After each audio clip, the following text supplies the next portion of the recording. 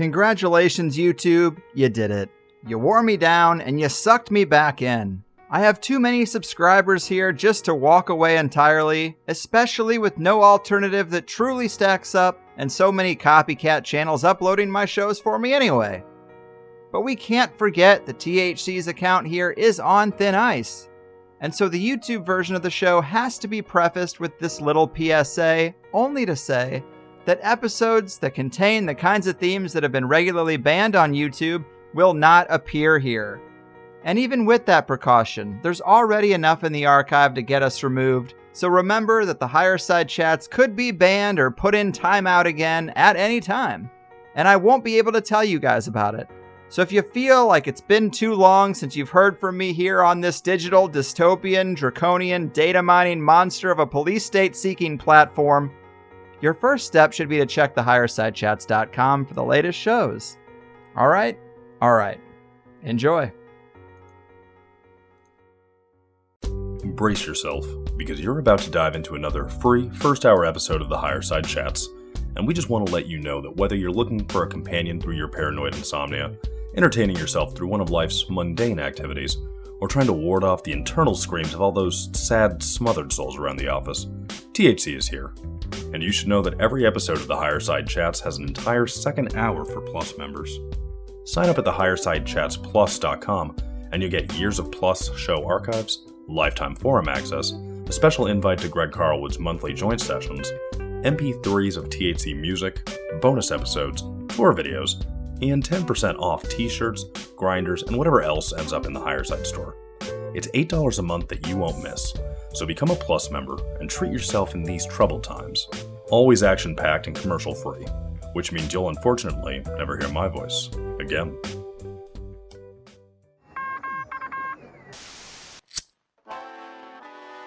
In the 1930s, President Franklin Delano Roosevelt addressed the nation through a series of radio broadcasts known as the Fireside Chats.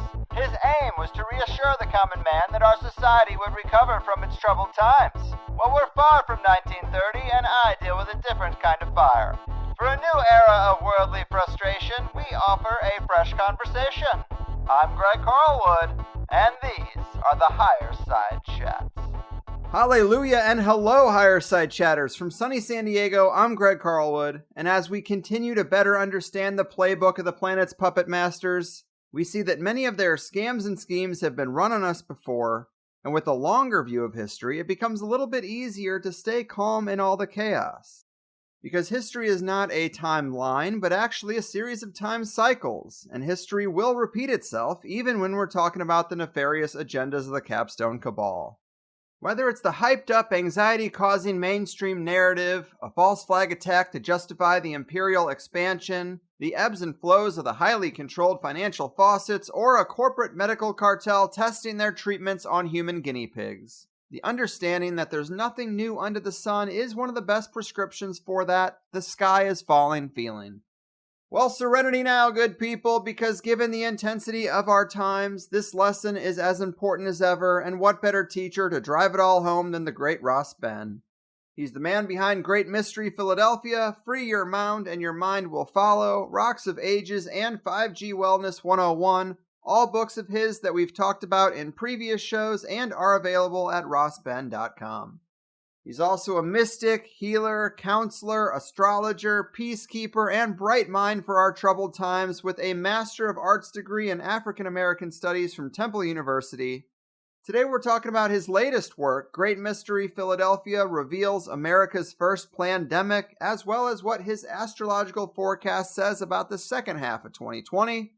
A fellow friend of Sweet Lady Cannabis from the esoteric hotbed that is Philadelphia, the conduit to the ancestors, and a modern magi if there ever was one.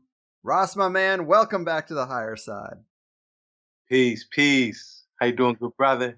I'm hanging in there despite everything, and yes, I really appreciate everything you do, man. And this latest presentation is no different. I've said so many times that with an event like 9/11, a lot of people can't accept the notion of a false flag. It seems too big and too bold, but if you learn about the long history of false flags, how they've started many, many major conflicts, and how Operation Northwoods was another that was suggested to Kennedy by his entire military cabinet, you start to see how an empire attacking itself is not only possible, but it's actually kind of routine. It's how things usually pop off. And in that same regard, you've taken this event that people are now dubbing the plandemic and applied the same kind of thinking. Is this new, or have they used this page of the playbook before? And the parallels are crazy. And to kick this off, you were one of the first guests that I had here to talk about the whole coronavirus chaos. It just happened to start happening as we were planning a conversation about something else entirely. But now that you've had another several months to reflect on it, as well as the George Floyd protests that have been going on in its wake, how have you been, man? We're getting hit with a lot in 2020, it seems, no? We really are.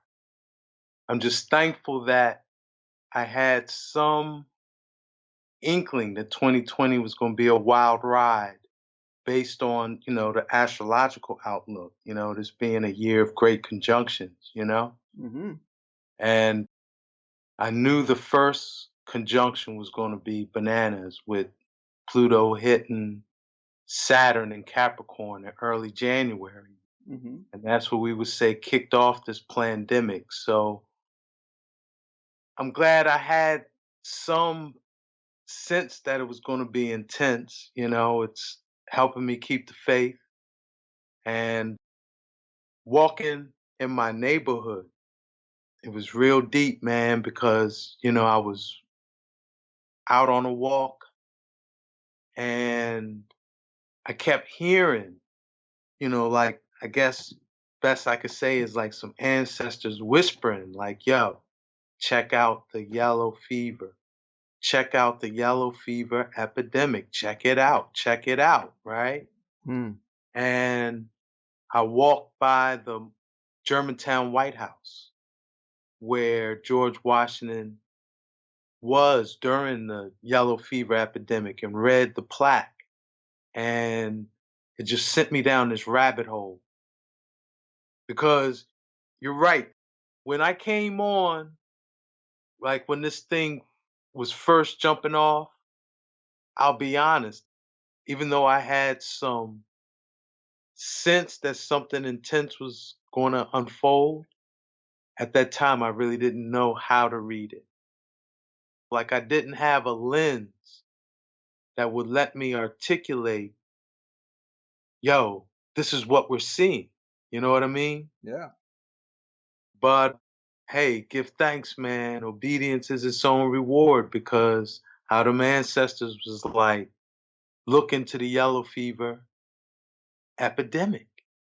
And yeah, man, that thing was America's first plandemic. And we see so many synchronous analogies to what's happening today, down to the rioting. And looking at this yellow fever epidemic, you really see the roots of today's modern biomedical nightmare we're living. To me, it's the lens we need right now to have a better understanding.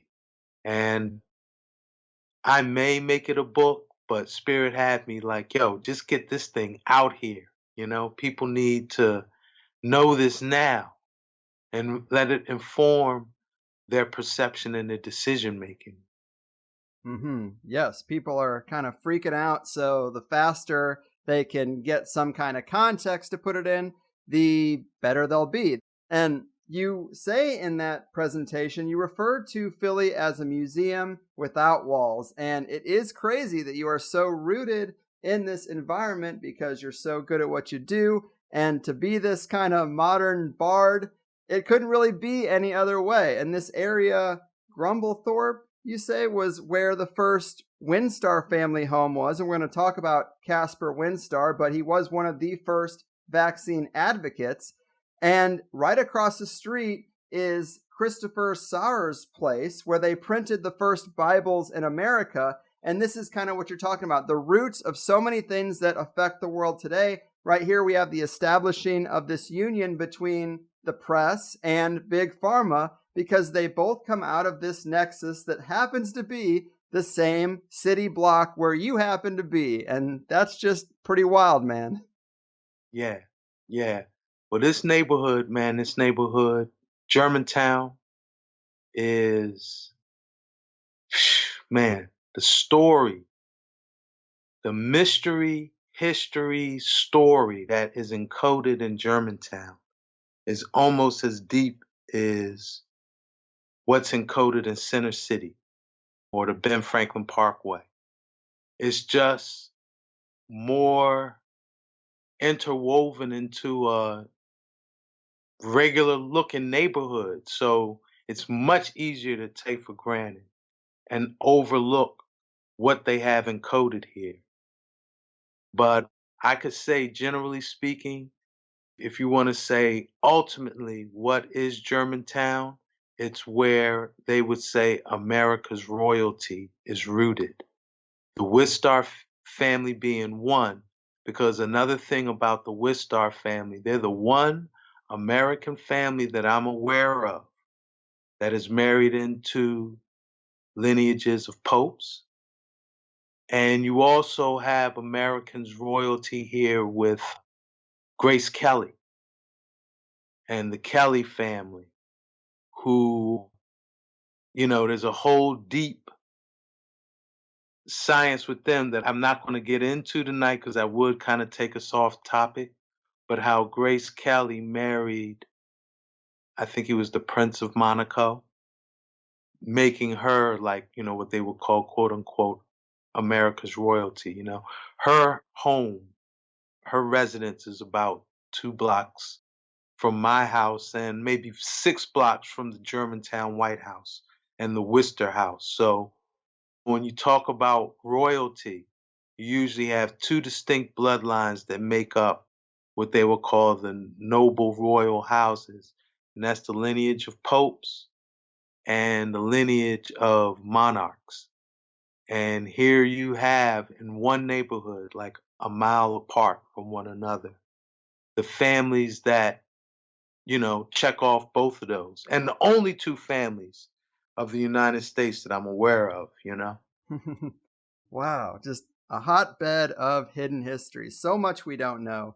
And so, if we're going to dive into this story and we're going to tell people about a way to think of the coronavirus situation by talking about the yellow fever epidemic that hit Philadelphia in 1793, where do we start this story? Well, I guess we would have to start with Caspar Worcester, right? You kind of mentioned him. The plant wisteria is named after him, okay? And his family founded the Wistar Institute, which is closely associated with the University of Pennsylvania and kind of drives biomedical research, and they got their hand in policy as well, as far as like what we would consider the medical industrial complex. Mm-hmm. And he was a big man at the Pennsylvania hospital, which kind of grew into UPenn. And he was working with a guy named Benjamin Rush, who's a complex character. In a lot of ways, Benjamin Rush would kind of be parallel to Anthony Fauci, who we see today. Mm-hmm.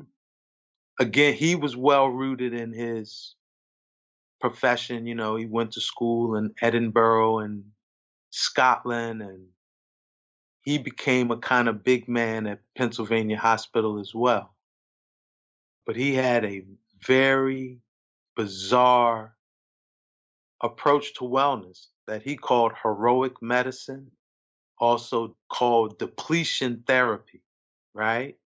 And basically, it was like he felt yellow fever caused such a dramatic response in the body that the best way to treat it was to deplete the body's vitality so it wouldn't have so much energy to respond, and that way it wouldn't present such dramatic symptoms and that you would be able to just get over it. So he would bleed and purge. He would bloodlet. He said he was intrepid with the lancet. He showed no fear using the lancet, and he would drain like quarts out of you, right? We got 7 quarts. He might drain 4 or 5 quarts. And then he would purge your bowels with what he called Dr. Rush's thunderclappers, which were basically mercury and jalapeno pepper emetics, given either through enema form or actually swallowed. And yeah, man, his approach was buck wild, you know? Yes. This is the medical side, but the whole pandemic rollout, you could kind of say, fell on the shoulders of a man named Gerard or Stephen Gerard, who, you know, if we use this 2020 and 2020 lens today, would be like Bill Gates. Right. He was a grimy dude, man. He was an enslaver. Before he came to the States, before he came to Philadelphia, he made his money pirating between New Orleans and Haiti, taking rum, sugar, slaves, cotton back and forth. He had his own plantation in what became Louisiana. Just a real grimy pirate dude. He came here in 1776, and I really think that's the real reason Philly is associated with 76, like the 76ers. Like, who are the 76ers, you know? We could get into that if we talk about astrology of things, particularly the astrology of the nation. But he arrived here in 1776.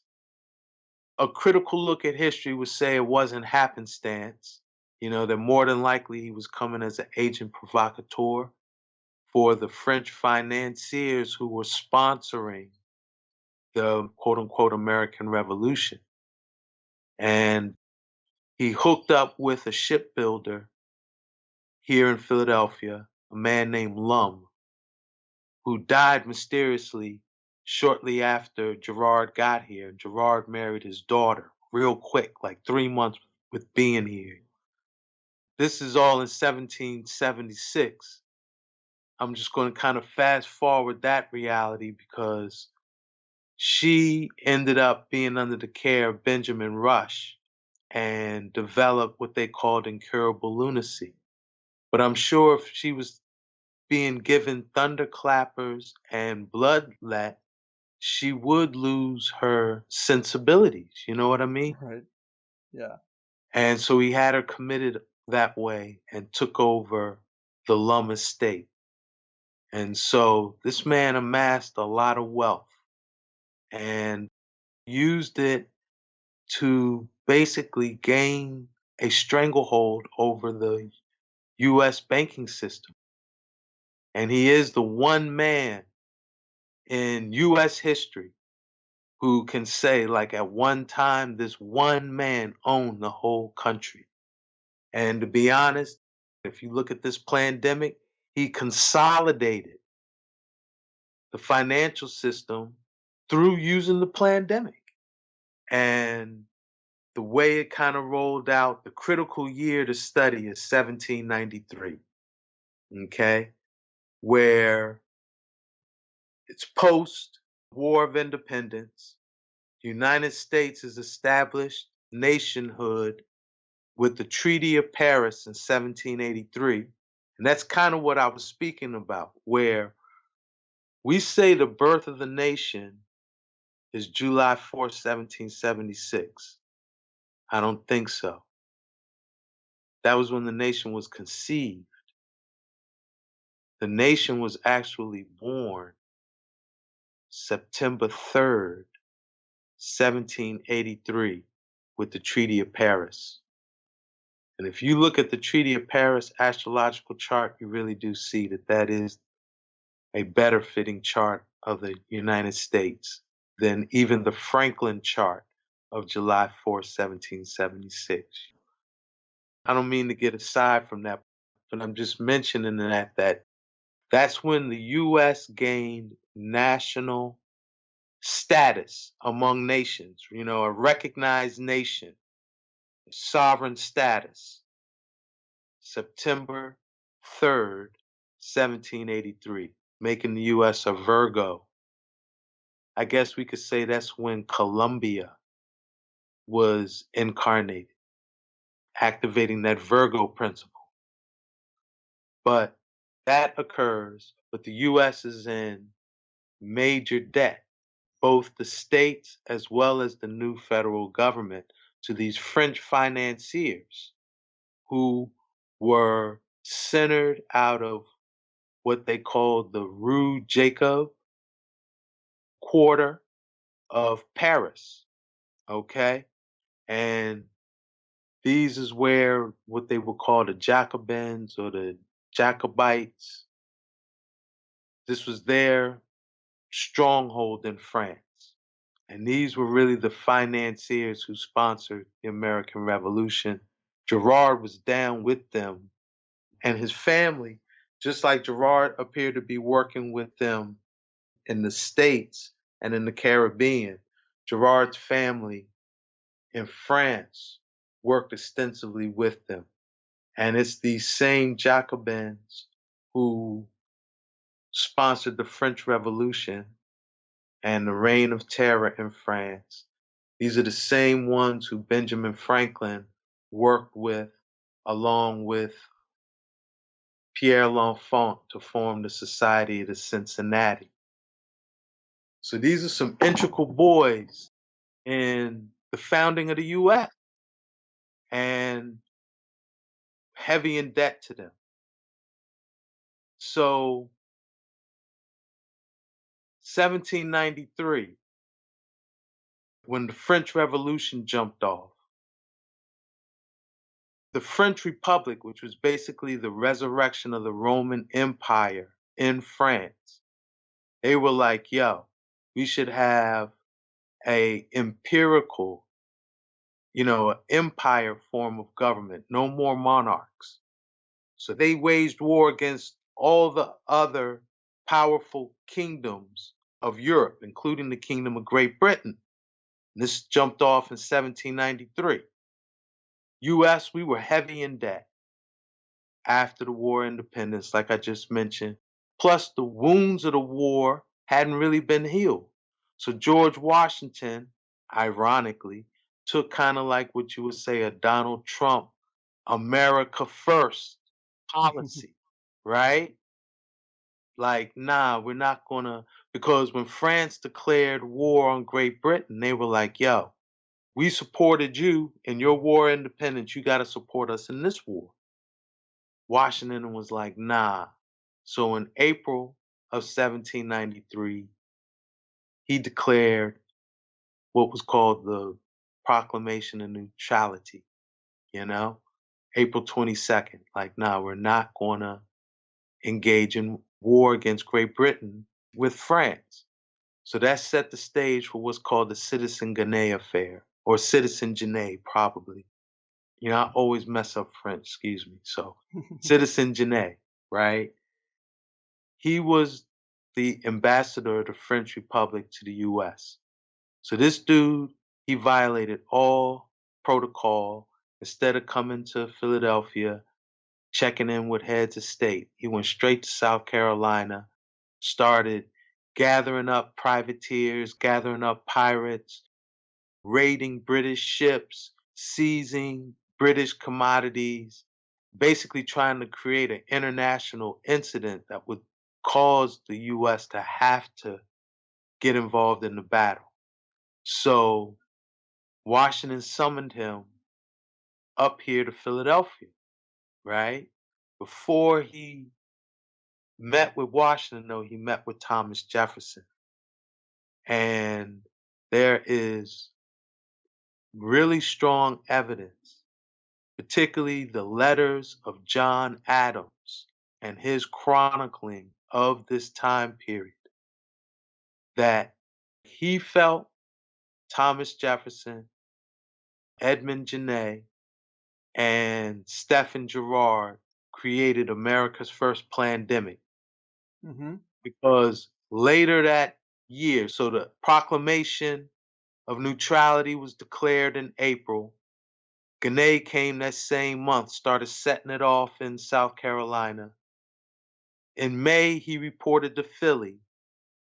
By August, Stephen Gerard brought anywhere from 2 to 3 to possibly up to 10,000 refugees from Haiti who were attempting to escape the reign of terror that these same Jacobins that were jumping it off in France, they jumped it off in Haiti as well. It's caused a lot of the landowners, more affluent, to want to flee.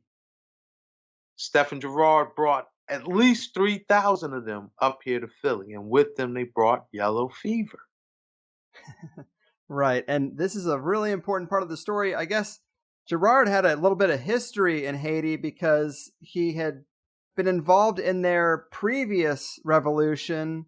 I guess that was in 1791. Lupus in there, and just Gerard's, it's a little bit of a tangent, but Gerard's history in Haiti before he actually brought those refugees in.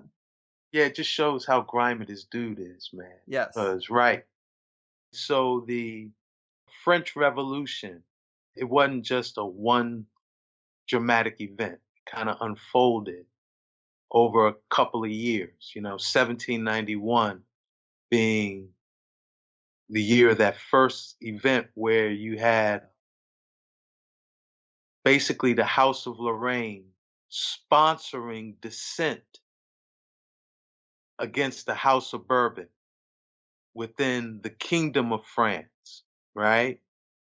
And so they sponsored that same dissent in Haiti, same year, 1791. And it resulted in like some uprisings, slave revolts, where again, the landowners and the merchants, they wanted to escape the island, but they wanted to leave with their plunder. So they contacted Stephen Gerard, who basically, he was the marquis who managed all French ship movements in the Caribbean at this time.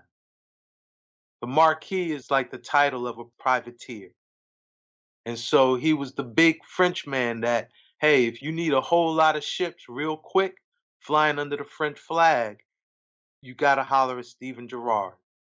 So they were like, yo, we need to escape. We need to get off.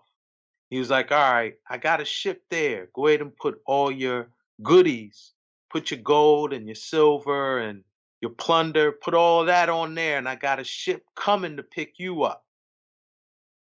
First ship sailed off. He never came back and picked him up. And so Jean-Jacques Dessalines, who was the leader of the uprising in Haiti at that time, yeah, he just massacred those landowners, and Stephen Gerard got their stuff. And again, he used that to invest in the First Bank of the United States, just like he used some of the Lum estate to invest in the First Bank of the United States. Right. So we got this guy. This stuff goes down in Haiti. He marries a shipbuilder's daughter. That guy dies. Gerard hands his wife over to the sicko Benjamin Rush. She's committed. He gets that fortune. This guy's just swallowing up fortunes. And another link between him and Dr. Rush that I thought was really fascinating with parallels to today is you talk about how Gerard also invested in trade routes between America and China. He actually established direct contact between America and China. And one of the number one things he was bringing over here was opium. Tale as old as time, international drug smuggling. But he says to Rush, hey man, do whatever sick stuff you want to do, but make sure you're using opium. I got to sell this stuff. I'm getting it. We're going to use it. And when you're doing bloodletting and jalapeno mercury enemas, you're going to need something for that pain. So who's the supplier for that? Gerard. And it's like, this is the parallel to today's story, because you got this guy who's really the financier, who's also a provocateur with his own political agendas, moving some of the chess pieces over there. And he's tied up with, Casper Winstar and Dr. Benjamin Rush, who are that medical side. Maybe they're the Jekyll and Hyde of Fauci in today's story. And it's just like, those are the pieces. And obviously there's more to it, but I really thought that opium transportation smuggling element was really poignant, because obviously that's something that still goes on in the medical world today. Yeah. I mean, when we look at this yellow fever pandemic, we see the roots of today's biomedical nightmare with mercury, opioids, and vaccinations. Yeah. The three ingredients are all right there with these key characters. And even so, right, I've heard this saying that in Great Britain just announced in this research that they found this common steroid that works great for COVID patients on the respirator because it suppresses their immune response. So this whole idea, the whole, what we could call range of pharmaceuticals that they call those immune suppressants, this is coming out of the philosophy of Benjamin Rush's depletion therapy. His approach was, hey, let's reduce the body's ability to respond, and that's going to allow them time to heal. But it's kind of backwards. Mm-hmm. Another connection where it's like, how deep down the rabbit hole could we go, right? Where a man was into all this bloodletting. What was he doing with the blood? Wouldn't you generate a little adrenaline if you saw someone coming at you with a lancet? Somebody's going to draw your blood, right?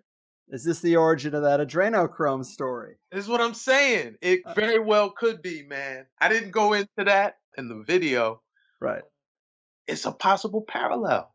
It is. And another one that I thought was really interesting. So Gerard has this history with Haiti, and then they go through this second revolution, and he brings all these refugees, thousands of people, into Philadelphia.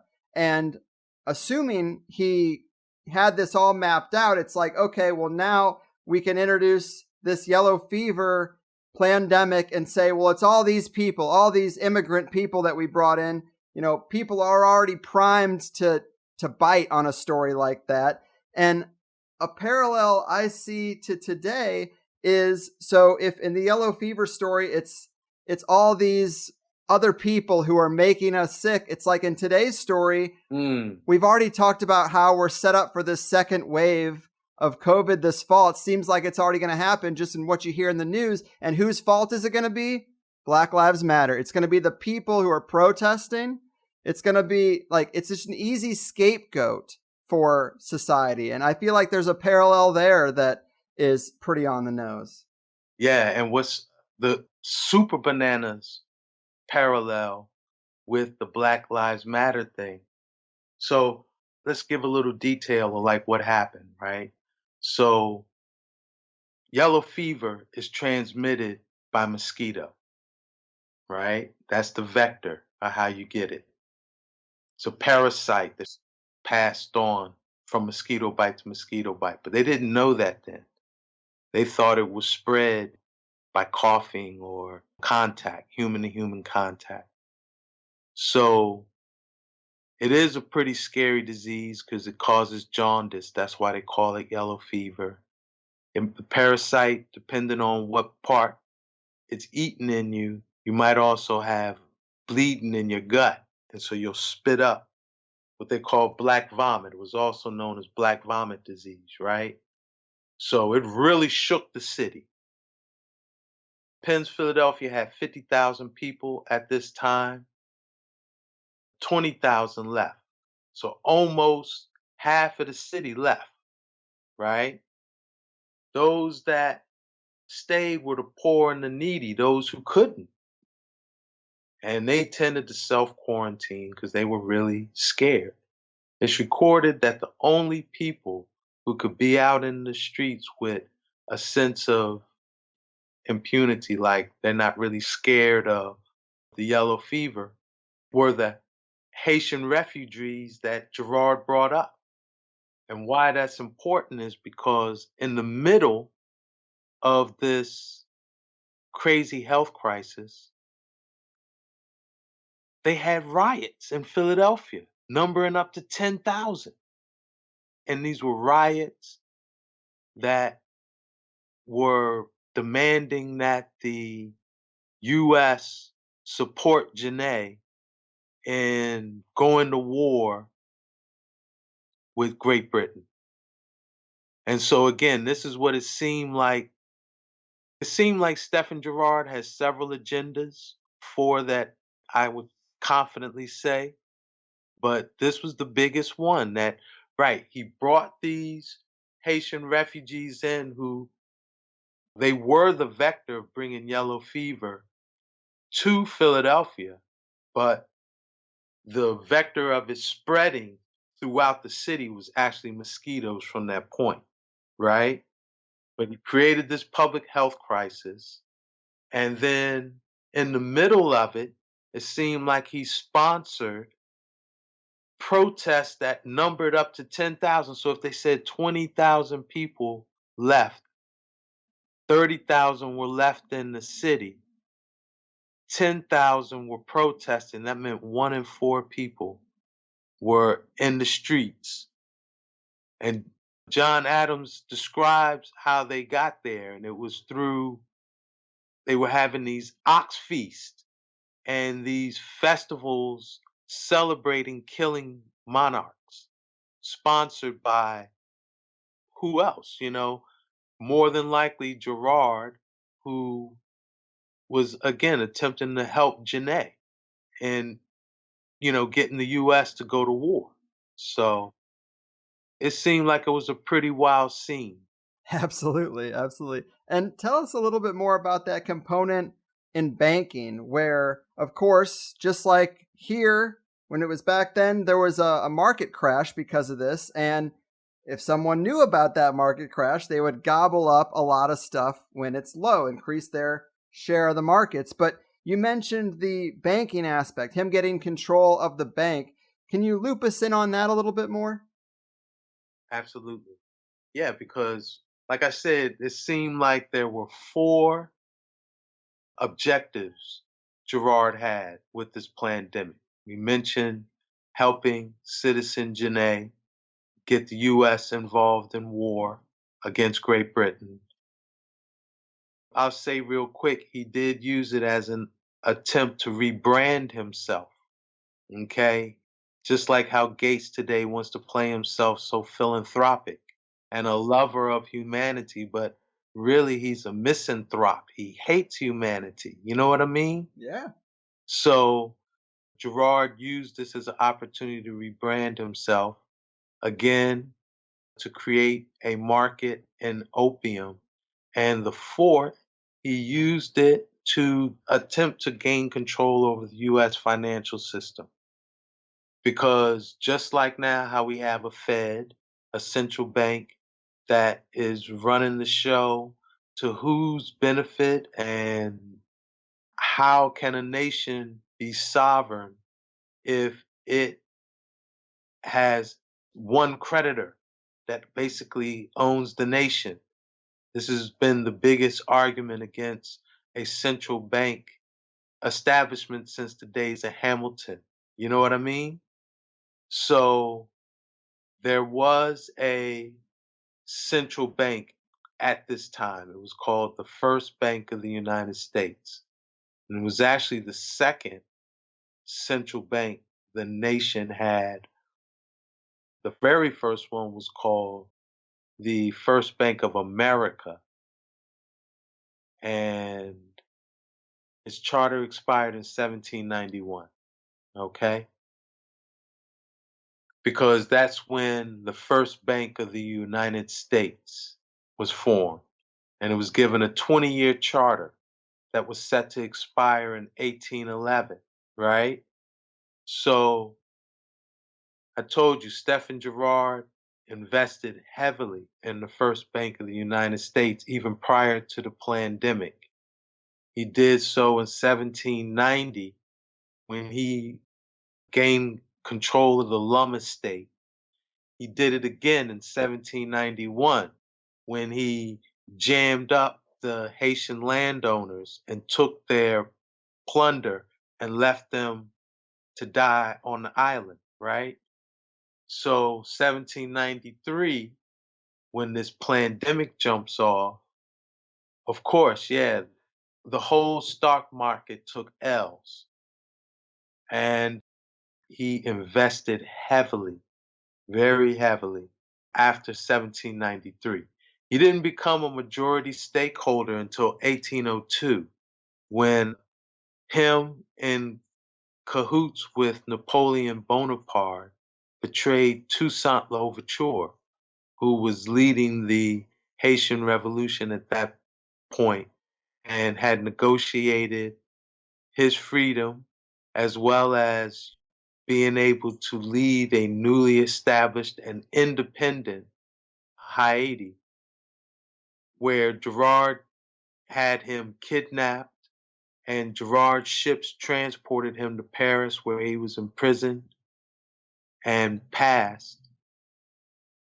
Gerard confiscated what would be in today's value about $6 to $8 million worth of wealth Toussaint Louverture had. And he put that money in the First Bank of the United States, and that made him the majority stakeholder from that point, 1802. Yeah, so wild. He had his hand in so many pies. And on the medical side, I also thought it was interesting. So, other aspects that have parallels: creating fear and hysteria, check, they did that. Also, give the people a treatment that you control the production and supply of, check. Opium versus vaccines today. Also, we talked about how sick Dr. Rush's practices are. What about the idea that in both cases we have aspects of malpractice deaths being used to heighten the disease numbers? There's a lot of messed up stuff they're doing to COVID patients, and if a person dies, like if a person dies on a ventilator, they don't say, oh, well, the ventilator killed him.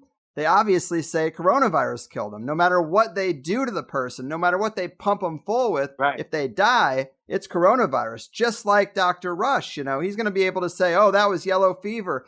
I tried to do heroic medicine and this person died. They just weren't heroic enough, I guess. And there's a real same shape there that I'm seeing. You're absolutely right. I mean, they said Rush saw over 100 patients a day between July and September of 1793. The final death toll was 4,044. And many of Rush's colleagues felt like, yo, what this man is doing is worse than the disease itself, One of them being Caspar Wistar. Huh. And that was really like prior to the yellow fever pandemic, Rush was the star of Pennsylvania Hospital, and his depletion therapy, heroic medicine was championed.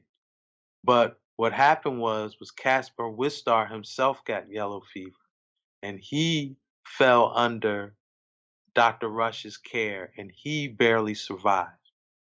And so he put his voice and influence behind it, like, yo, this man is killing people with this thing. And so he was actually relieved of his duties towards the end of it. But this is after 4,044 people passed. And you're right. he would attribute all of those deaths to the yellow fever. Now, yellow fever came back in 1798. It came back in subsequent years, but the same numbers of people weren't dying as when Rush was free to use his depletion therapy. Hmm. Yeah. And you also have a quote, because you're digging up all kinds of documentation when you're looking into this history prompted by the ancestors, which is just awesome. But one of his critics in all that was saying, this is insane. Should we bleed and purge everyone? And yes, he said, with a big exclamation point. And that sounds exactly like Bill Gates today. We can't get back to normal life until every healthy person, everybody, period, is vaccinated. It's like, again, real parallel, has the same beats to it. And the mystic part of it? All right, he was talking about the Kensington section. He was at a rally in Kensington, like on a stage with a crowd. And someone in the crowd yelled out, "Yo, you're saying we should bleed and purge all of Kensington?" And Rush yelled back, "Yeah, bleed and purge all of Kensington." The wild thing now, Kensington is the epicenter of Philadelphia's opioid epidemic. If you Google Kensington, Philadelphia, yo, the pharmaceutical nightmare you see these people living in over there is bananas. It's bananas. This is classic. This is probably one of the worst heroin markets in the nation, open air heroin markets in the nation, right there in Kensington today. So it's kind of a mystic overtone legacy of this. Yeah. How this thing, morphed into. Right. And another thing with Gerard and the bank that he bought into is you've mentioned that it was the first seed money for the New York Stock Exchange. I think this was in a different interview, but you mentioned that maybe tracking that money could possibly lead to the same people planning the pandemic of today. And I don't know how literal you were about that, but man, that's the seed money for the New York Stock Exchange? Yeah. Well, Gerard, I guess in rebranding himself, he renamed his bank 2 times. And I'm going to tell you what his bank ended up being named. And this is how you know. I mean, he's slapping the ignorant in their face. What did his name of his bank ultimately become? Citizens Bank, as in Citizens Genet Affair. So he's telling y'all, like, yeah, motherfuckers, I got y'all, I got your nation, I got your country. God. Yeah. Yeah. Citizens Bank, as in Citizen Genet, the Citizen Genet Affair. He named his bank after the incident that allowed him to be the biggest bank that, at one time owned the country. Yeah. Man, it's also a slap in the face because so often things are just a complete 180 from what they really are. And Citizens Bank, it's like, this bank is your guys's. It's the community bank. It's all of our bank. And it's like, no, it's this dude's bank. It's a private institution extracting wealth from the people. And yeah, that's wild. Yeah. Yeah. But needless to say, the money leads to the Civil War, World War I and World War II. Yeah. It's nuts that we hear Rockefeller and Rothschild all day, but we never heard Gerard. Yeah, check that. Check that. And Rue Jacob. Got to look up. Rue Jacob is very important. These Jacobins, these Jacobites of Europe, both in France, the French Republic, and post-Cromwellian England. Man, these dudes they deep. They're deep boys. So you also say that the yellow fever pandemic backfired. And maybe that's what people are crossing their fingers for today. Can you elaborate on what happened in the aftermath? You mentioned Thomas Jefferson. He had to resign as Secretary of State. That there also were these letters from John Adams where he kind of threw it out there that, I guess the quote I have written down is, both parties have excited artificial terrors. Very key phrase. But what else happened in the aftermath that might give people of today hope that this plan might also backfire?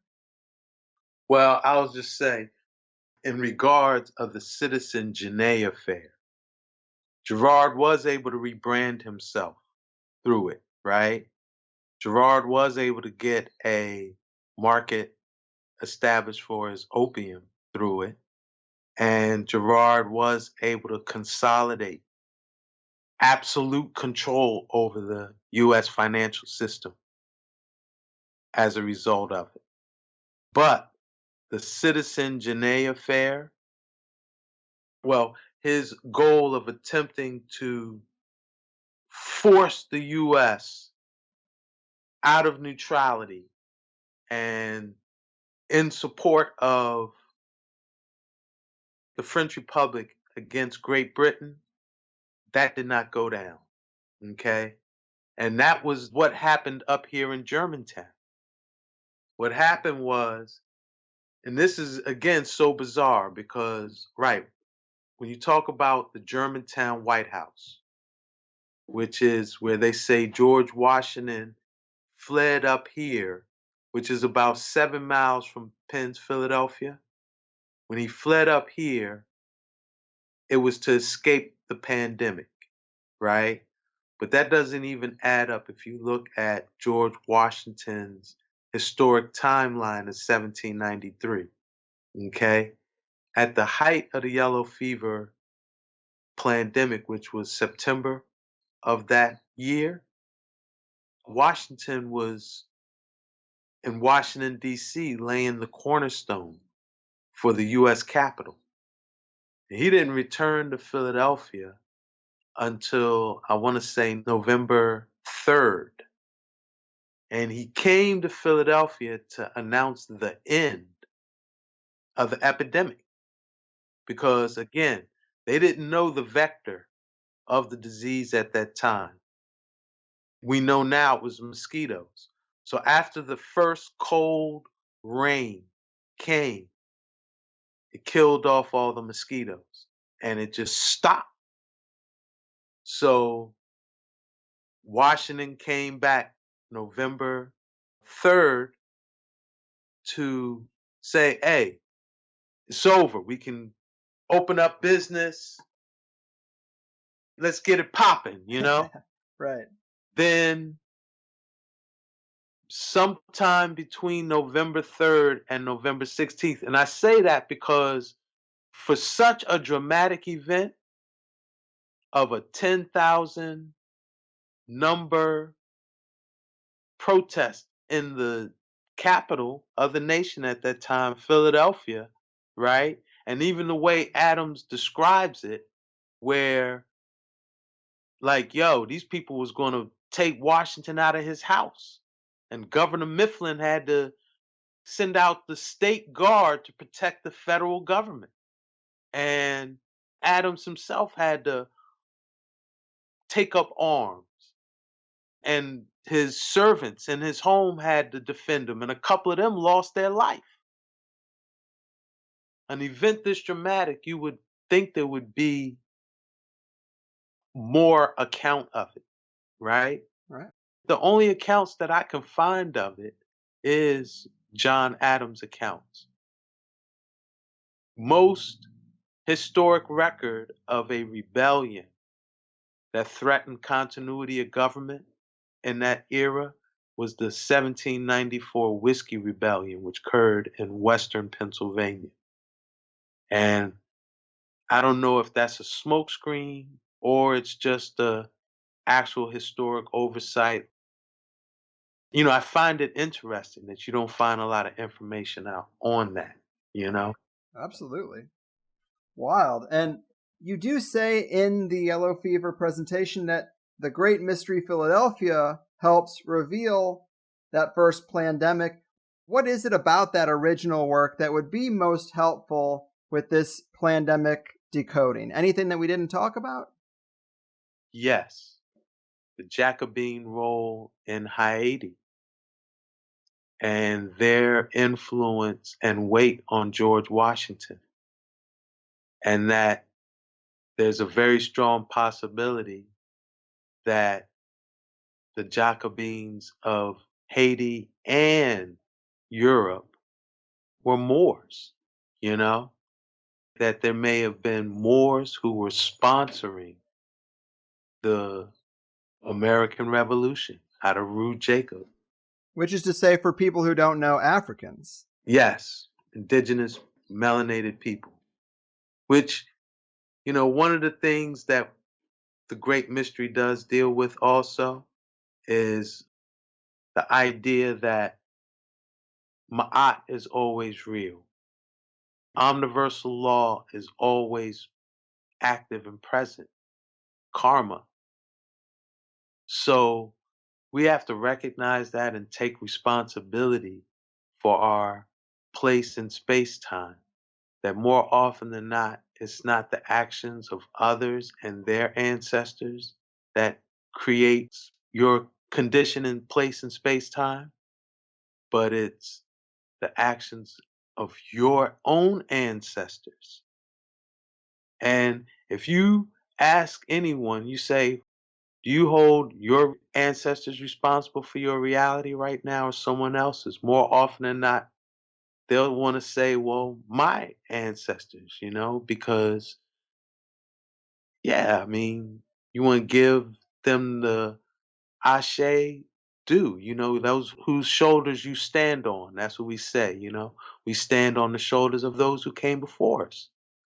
But then, that means you have to then get a lens of history that allows you to see what critical points in history did we, and when I say we, like our ancestors, those of our ancestral bloodline, make key mistakes, key errors on a national scale that might put us in the situation we're in now. Why? Because Ma'at is real, cause and effect. And so that's one aspect of the Great Mystery.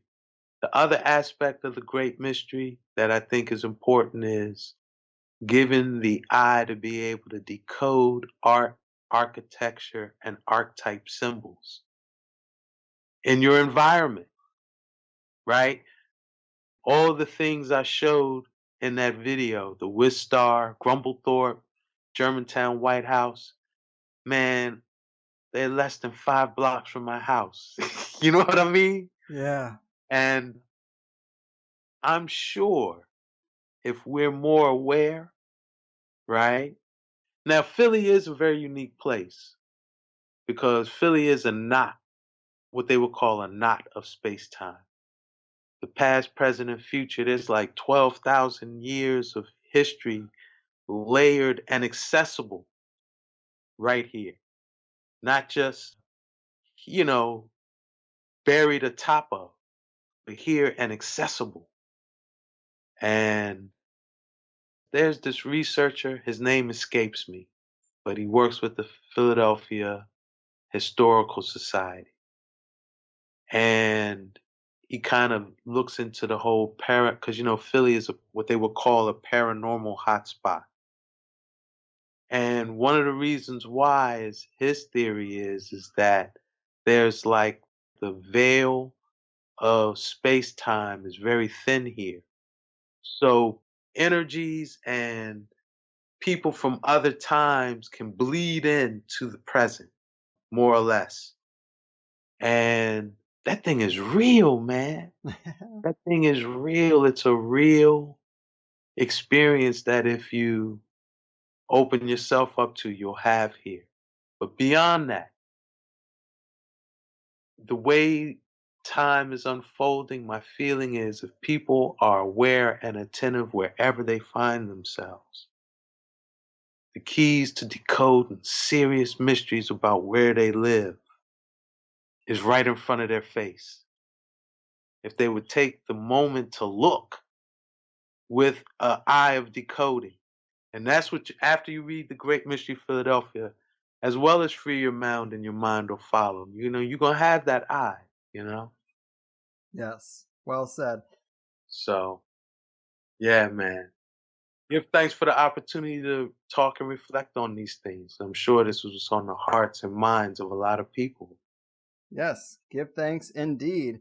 This has been a real heavy show. Insightful, but also sort of intense, especially that second hour. But any parting words for the people? What do you want to leave them with? I would encourage them to check out The Great Mystery of Philadelphia Reviews America's First Plandemic. I do have another recent YouTube production also, Fortify Like a Magi, where I have an EMF pollution meter and my cell phone, and I show the stopping power of the different crystals, Yes, really impressive. Yeah, it's worth a check. So, if possible, I know we were kind of dancing around November, but yeah, I would say, if possible, be somewhere where your environment, there's minimal chance of randomness. And urban environments might not afford that. With this election and just where things is unfolding, as well as the astrological alignments. Unless we call down the star nations and transform it before then. Maybe that's our thing too. Maybe if we're ready to take that planetary ascension, that step in planetary ascension, we can avoid it, or, yeah, mad chaos jumping off, Yes. Well, we'll see. We will see. And thanks again so much. You are the man. I hope we get a chance to burn one down before the whole thing falls apart. But oh man, we got to, man. We can't go out before we burn two big heads, Yes. Hold off the apocalypse, Bill Gates. We got some smoking to do. But that's right. Until then, man, keep doing what you do. Thanks. All right, good brother. Much love. Take care. There you have it, people. History might not repeat itself exactly, but it definitely rhymes. Man, Ras Ben, killing it again. When he showed me this latest work, it just seemed like a creative way to talk about some forgotten history, some forgotten players in that history, and also calm some nerves out there in the current climate, without doing another coronavirus show specifically. I don't want us to just be repeating ourselves or beating the same drum over and over again. It's always hard to manage feedback in a position like mine because I'm getting some feedback that says, dude, holy Russia, what are you talking about? There's so much going on right now. I need your guidance. And I hope everyone has better guidance than little old me, but I also get feedback that's like, hey, thank you for doing some shows that aren't about this, because every show of our nature, I'm sure, is pretty much chock full of it, and it is fatiguing. So I get both bits of feedback, and at about the same level, too, so it's tough. You are going to notice a trend, though, in the next few upcoming episodes that I keep bringing up the fact that this probably won't end soon. And this virus, plague, pandemic theme is probably going to be with us for most of 2021 and be more intense than it is now. I say that largely because of what I'm hearing from most astrologers, which I understand is going to sound a little nuts to some people. But as Gordon has been saying too, it's also where plague and pandemic hit on Martin Armstrong's models, which he made several years before anyone ever heard of COVID-19. And on top of that, to me, it's just a good practice to hope for the best and plan for the worst. Maybe it's partly a mental exercise on my part to keep myself sane, because a lot of us do keep drifting into this well, it's almost over sort of mindset. And I don't want to sound like Fauci here by saying the worst is yet to come, but I also don't want to see anyone pausing their life too much right now, because you could be in pause for a long time. Like many of you guys, I definitely have friends that don't feel comfortable going to bars or restaurants yet. I empathize with them, but what if this is as good as it's going to get for a while, right now? I know some people who are pretty much on my page, but their partners aren't, which again, if you're in a partnership, you don't get to make executive decisions like that. So it's affecting all our lives, even just the perception and the policies based around this thing, regardless of the level of degree in which you're worried about actually getting sick. Just the kind of stuff I've been thinking about, along with a lot of you guys, I'm sure. Most likely the whole, well, I listened to a guy on a podcast who said viruses don't even make us sick approach isn't yielding too many converts. That wouldn't surprise me. And also, I should say, I personally still try to be open to a bunch of different ideas on this because I just don't know. The game can also change any minute too, so you have to keep that in mind. But regardless, in terms of today's show, I hope you liked it. I'm sure you did if you're still listening now. A little bit more of a mystic approach to assessing this whole thing. It's exactly what Ras Ben is good at.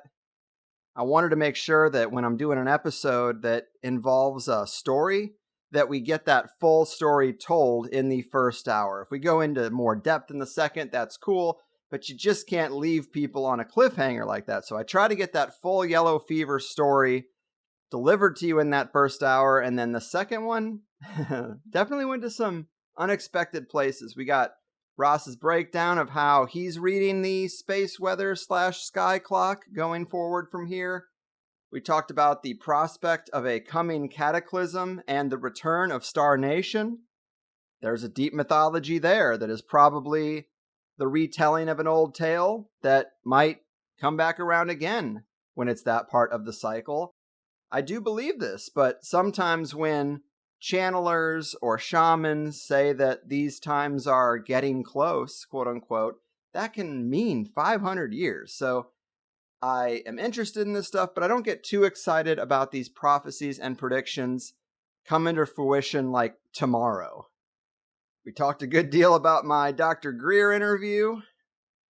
We threw in a bit about Star Nation versus the inner Earth beings, the good guys above, the bad guys below.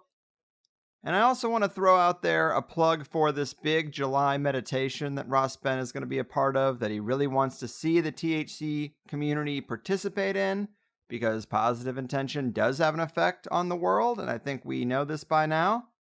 And we should give it our attention. It's unify.org. They're doing World Unity Week right now, but they have more stuff planned for July. They're the biggest communal meditation group online, they say.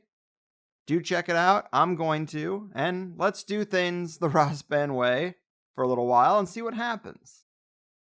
And finally, we did also talk a little bit about the defunding the police thing, which, mixed opinions. Advocates will say that it doesn't mean abolish the police, but as a phrase and a slogan, it's probably not the best because it is up to interpretation. And not only does it cause confusion and thus more conflict between the opposing viewpoints, but you might end up cheering on something that you don't really want. I stand by the fact that demilitarize the police or reintegrate the police would be a better approach because those things are hard to argue against. I know I said this in the last wrap-up too, but since that show, if you're watching any news where they talk about this, it is always being said. So, defund the police actually means X, and then X can mean many, many things. Everybody puts whatever they want into that phrase.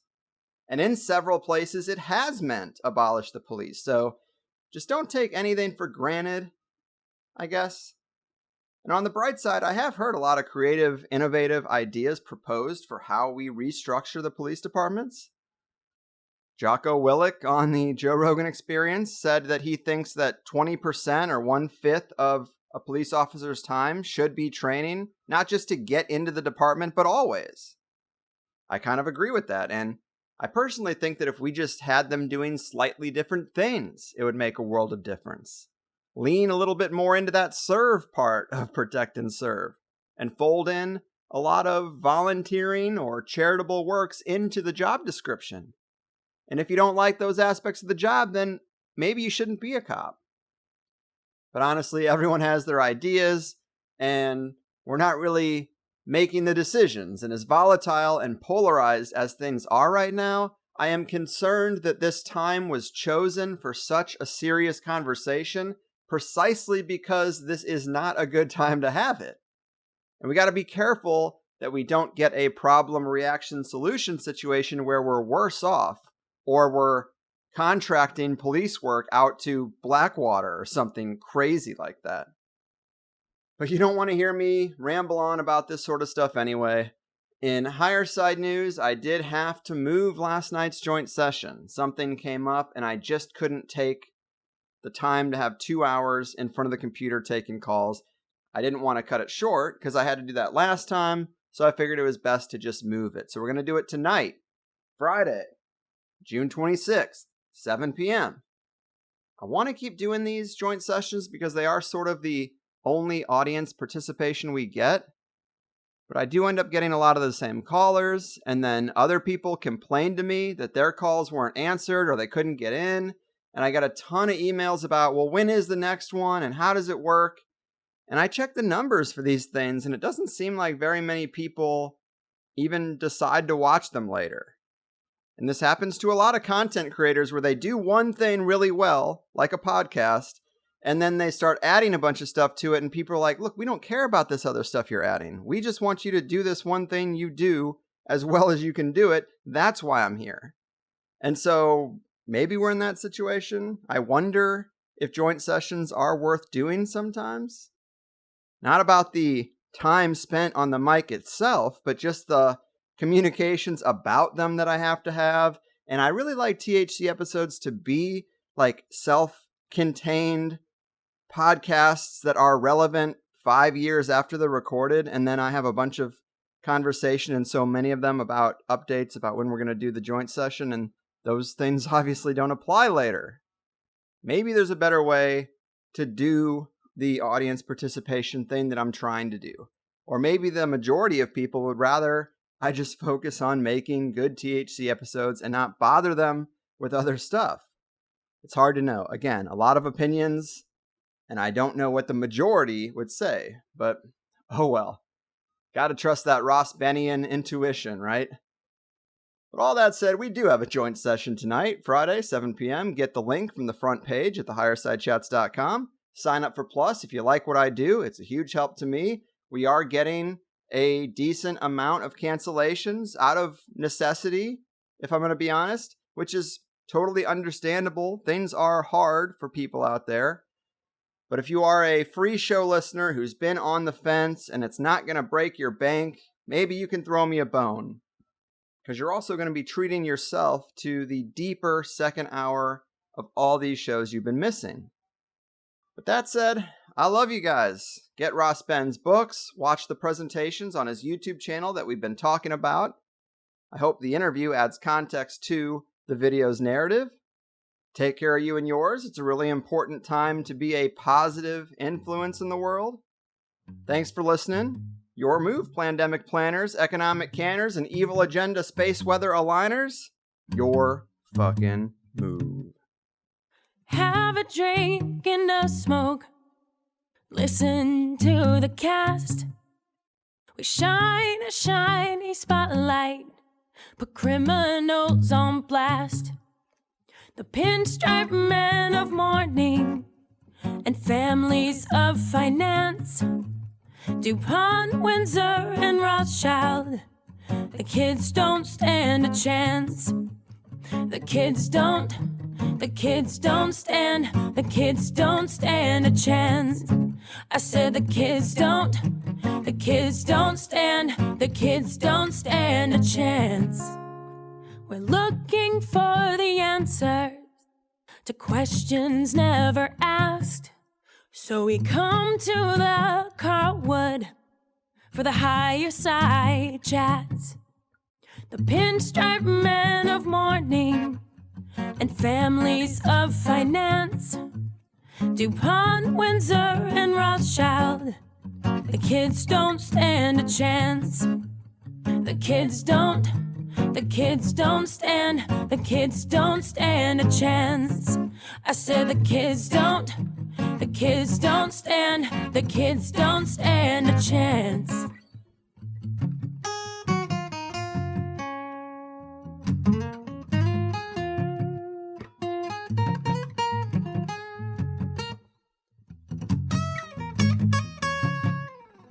Involved in shady business, we try to get a glance. We're working on the numbers. Resistance must advance.